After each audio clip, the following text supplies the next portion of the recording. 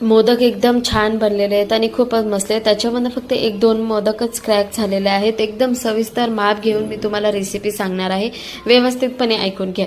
जी वाटीने मी माप देणार आहे तीच वाटीने मी टोटली सगळं माप घेतलेलं आहे। सगळ्यात अगोदर कढईमध्ये खसखस भाजून घेतलं होतं।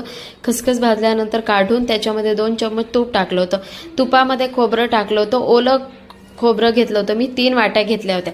व्यवस्थित ऐका, 3 वाट्या खोबरं घेतलं होतं आणि 1.5 वाटी याच्यामध्ये गूळ टाकला होता मीने। आमच्याजवळ चिक्कीचा गूळ भेटतो, तुमच्याजवळ जो गूळ असणार तो, पण मापोमाप घ्यायचं। 3 वाट्याचं खोबरं घेतलंय तर 1.5 वाटी गूळ घ्यायचा आहे। गूळ आणि खोबऱ्याला व्यवस्थितपणे मिक्स झाल्यानंतर त्याच्यामध्ये आपल्याला खसखस ऍड करायचे। खसखस ऍड केल्यानंतर वापस 2 मिनिटं परतून घ्यायचं। मग नंतर काजू, बदाम, मनुके आणि इलायची पावडर मी टाकलेला आहे कुटून व्यवस्थितपणे। मी तुम्हाला बोलली होती ना 3 वाट्या खोबरं घ्यायचंय म्हणून, असं तर 3 वाट्या करेक्टली घ्यायचंय आपल्याला। व्यवस्थितपणे मोजून मी सांगते तुम्हाला परफेक्टली माप। तर व्यवस्थितपणे सगळं टाकल्यानंतर आपल्याला 5 मिनिटं त्याला मिक्स करायचंय। 5 मिनिटानंतर लगेच आपण गॅस बंद करून द्यायचं। जास्त पण कुक नाही करायचं, नाही तर ती चिक्की बनून जाणार आणि चिक्की बनली तर प्रॉब्लेम आपल्यालाच होणार, तो एक गोळा बनून जाणार।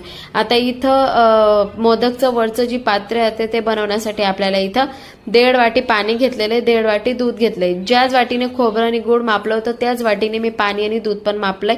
थोडंसं नमक टाकलं होतं त्याच्यामध्ये आणि नंतर लाटणं घेतलं होतं। लाटण्याने दूध बरोबर मीने 3 वाट्या तांदूळचं पीठ टाकलं होतं। मी बरोबर मापच सांगते तुम्हाला। 10 मिनिटं रेस्ट करायला राहू दिलं होतं। रेस्ट झाल्यानंतर मी इथं एकदम भरपूर गरम होतं ना, म्हणून मी इथं तांब्या घेतला होता ते व्यवस्थितपणे नरम करण्यासाठी। तुमच्याजवळ दुसरं काही भांडं असणार तुम्ही करू शकता। हाताला भरपूर चटके लागतात, पण आपल्याला होतं तितकं गरमागरम त्याला मग सोडून घ्यायचंय। आता माझ्या हाताला भरपूर चिपकत होतं आणि मी स्टीलचं भांडं घेतलं होतं। नंतर मी रोटपाट घेतलं होतं आणि त्याच्यावरती एकदम व्यवस्थितपणे कणिकला असं मळून घेतलं होतं। एकदम असे मऊस्तर कणिक झालं होतं। जो माप मी तुम्हाला सांगितलं आणि त्या मापाने जर तुम्ही बनवलं ना तर तुमचे खूपच छान मोदक बनतात, खूप म्हणजे खूपच। हा, पण विकत आणलं होतं ना मी पीठ, म्हणून त्याच्यामुळे थोडे मोदक क्रॅक होत होते, पण चवीला एकदम अप्रतिम होते, खूपच छान। आता मोदक बनवायचं म्हटलं म्हणजे तुम्ही हाताने तुम्हाला येतं तर तुम्ही बनवू शकता। मला हाताने नाही येत म्हणून मी साच्यानेच बनवते।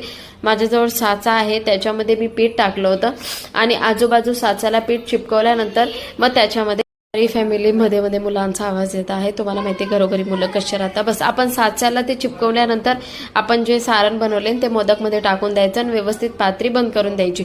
तुम्ही हळूहळू करणार ना तर तुम्हाला पण सवय पडून जाणार आणि एकदम परफेक्टली तुमचे पण मोदक रेडी होतील। राणीने पण कड्यांनी मोदक बनवण्याची कोशिश केली, पण ते क्रॅक होत होते। तिने 2च बनवले ते मोदक। सॉरी बा, मागं भरपूर आवाज येतोय।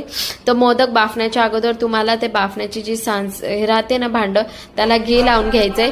घी